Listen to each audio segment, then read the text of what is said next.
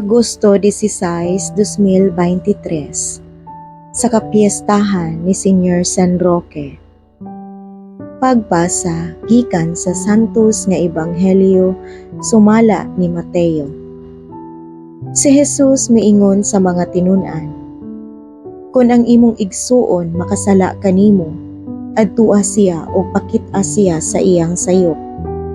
Apan himua kini nga kamurang duha. Kun mamati siya kanimo, magkauli ang inyong maayong kabubuton.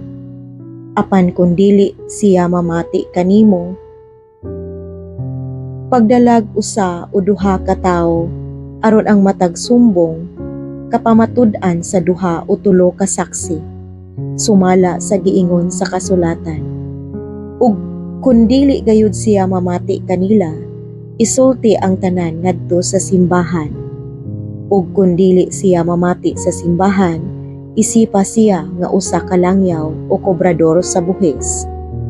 Ug busa sultihan ko kamo, ang inyong idili dinhi sa yuta, idili usab didto sa langit.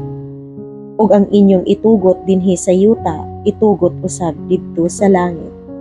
Ug sultihan ko pagayud kamo, kun duha kaninyo dinhi sa yuta magkauyon pagpangayo bisag unsang butanga, kini ihatag kaninyo sa akong amahan nga atua sa langit.